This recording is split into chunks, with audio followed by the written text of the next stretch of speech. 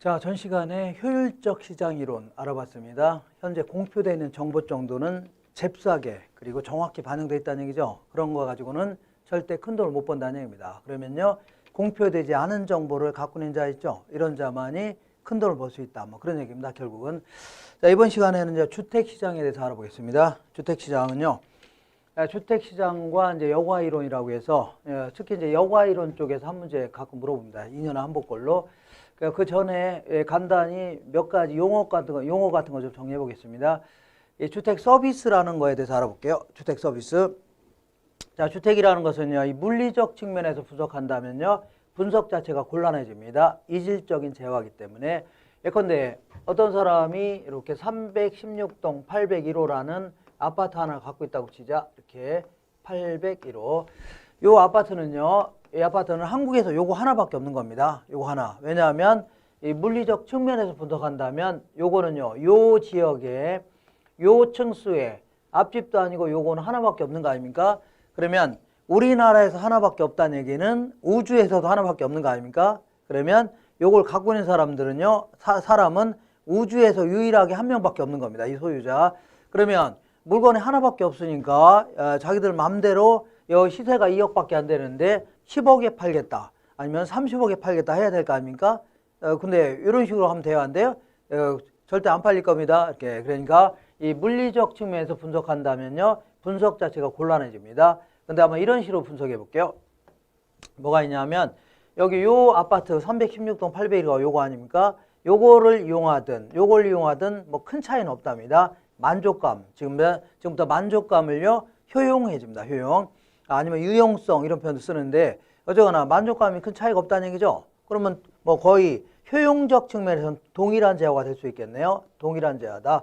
자, 그러다 보니까 이렇게 분석한다면요, 이렇게 다 똑같다고 하면 되죠. 그러면 결국은요, 다수의 수요자와 다수의 공급자가 만나서 거래가 될 거 아닙니까? 그러면서 시세가 결정되겠죠. 시세가 이런 식으로 분석하는 게 가장 합리적인 분석입니다.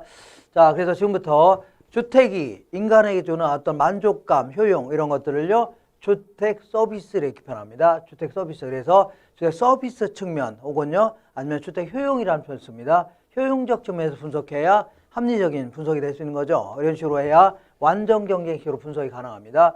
이때 이제 이 그 주택 수요는요, 주택 서비스 수요로부터 파생된 수요이다. 그러니까 주택으로부터 받는 어떤 만족감 있죠. 이런 게 커지면요, 그 물리적 주택 수요는 증가할 수밖에 없는 거죠. 그런 얘기. 근데 주택 서비스 수요가 서비스가 커졌다 작았다를 뭘로 알 수 있습니까? 뭐 차기는 뭐 알기는 힘들 건데, 만약에 임대료 같은 게 좋아졌다, 사용에 대한 대가가 올라갔다는 얘기죠. 그러면 그만큼 서비스가 높은 거 아닙니까? 효용이 큰 거죠. 그러면 그런 것들은요, 임대료 같은 게 좋아지면요, 그런 주택을 많이 살려고 할 겁니다. 이런 식으로. 결국은요, 주택 수요는요, 물리적 주택 수요는요, 주택 서비스 수요로부터 파생된 수요다. 이렇게 할 수 있겠네요. 이것 때문에 이거 파생됐다. 그런 얘기입니다. 자, 이번에는 어떤 얘기를 해볼까요? 자, 주택 저량이라는 게 있고 유량이라는 게 있습니다. 우리 경제학에서는요, 거의 뭐 수요라든가 공급은요, 유량으로 설명합니다. 유량으로. 한 달에 50병 사 먹겠다. 아니면요, 한 달에 50만 병을 공급하겠다. 그런 거 아닙니까? 이런 식으로 유량으로 설명하는데, 우리 부동산 학에서는요, 부동산 학자들은 때로는요, 이거를요, 저량으로 설명하는 경우도 있습니다. 주택시장을. 왜 그러냐면, 주택 같은 경우는요, 아주 내구성이 있는 재화 아닙니까? 맥주와 다르게. 한번 먹고 버리거나 이런 게 아니잖아요. 생산도 뭐 금방 할 수 있는 거 아닙니까?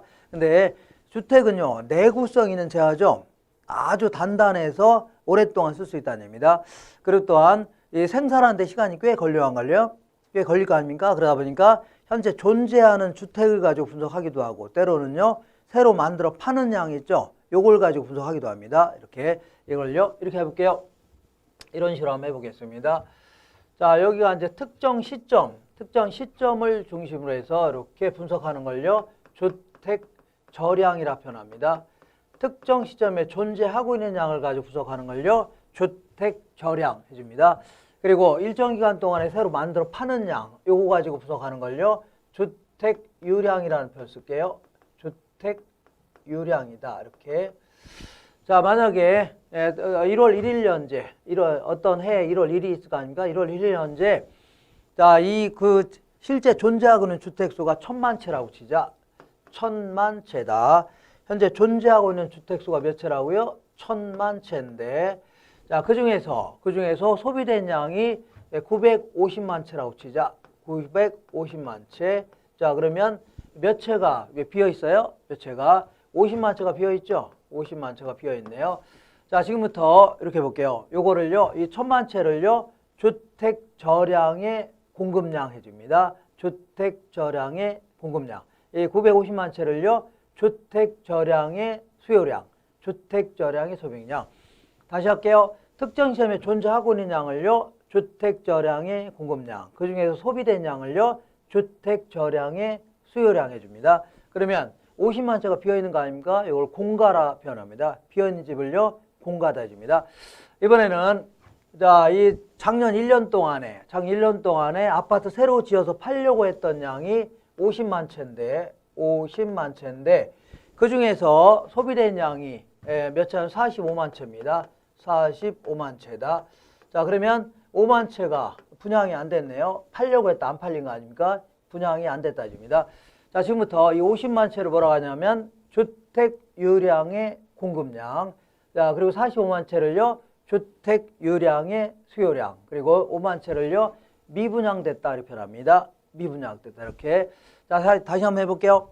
이 50만 채는요, 주택 유량의 공급량.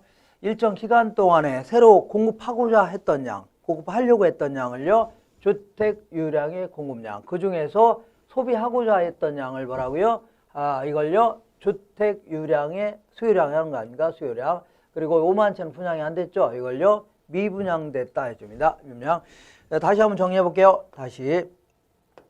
자, 특정 시점에 존재량 가지고 분석하는 걸요, 주택 저량. 일정 기간 때문에 새로 만들어 파는 양 가지고 분석하는 걸요, 뭐라고 하냐면 주택 유량이라는 겁니다. 그러면, 자, 이 특정 시점에 1000만 채가 존재한다. 이걸요, 주택 저량의 공급량이라는 거고, 그 다음에 특정 시점에 소비된 양을 뭐라고요? 주택 저량의 수요량이라는 겁니다. 주택 저량. 자, 그러면 이 차이 있죠? 차이가 공가라 할 수 있네요. 공가. 그 다음에 작년 1년 동안에 새로 지어서 팔으려고 했던 양이 50만 채다. 이걸요, 주택 유량의 공급량. 그 중에서 소비된 양을요, 주택 유량의 수요량. 그러면 5만 채가 안 팔렸죠? 이걸요, 미분양됐다 해줍니다. 이렇게 해서 이런 걸 통해서 앞으로 필요로 한 양이라든가 이런 분석해 볼 수 있는 거죠. 이렇게 하자는 얘기입니다. 이렇게. 때로는요, 경제학에서는 다 유량으로 설명하지만 부동산 학에서는요, 때로는 예외적으로 이렇게 분석할 수도 있다는 얘기죠. 이렇게 하시면 돼요. 자, 이번에는 어떤 얘기를 해볼게요? 이런 얘기를 해보겠습니다. 주택 수요라는 게 있고 소요라는 개념이 있습니다. 수요와 소요다.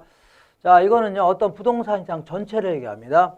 이 부동산 시장 전체에서 이 가격이 비쌀 수도 있고 쌀 수도 있는 겁니다. 그리고 임대료가 비쌀 수도 있고 쌀 수도 있어요.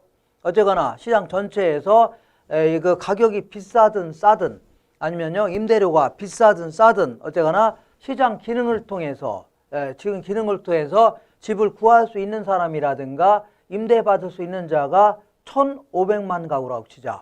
우리나라 전체 가구 중에 1,500만 가구라고 치자. 근데 이 시장 기능을 통해서 집을 구할 수 없는 사람이 있을까요? 없을까요? 있다는 얘기입니다. 그 임대료도 낼 수 없는 사람이라든가 노숙자라든가 굉장히 많이 있을 거 아닙니까? 이런 사람들을 그냥 방치해 놓고서 과연 성공한 사회다 이렇게 할 수는 없는 거죠. 그러니까 시장 기능을 통해서는요, 집을 구할 수 없거나 아니면요, 보증 같은 거 못 낼 사람들, 이런 사람이 있을 수 있는 거 아닙니까? 이런 사람을요, 한 300만 가구라고 하자. 이런 걸요, 구매력이 없는 가구라는 겁니다. 그러면 이러한 가구를 그냥 방치해 놓고서 과연 성공한 사회냐 할 수는 없는 거죠. 그래서 어떤 식으로든 정부가 나서서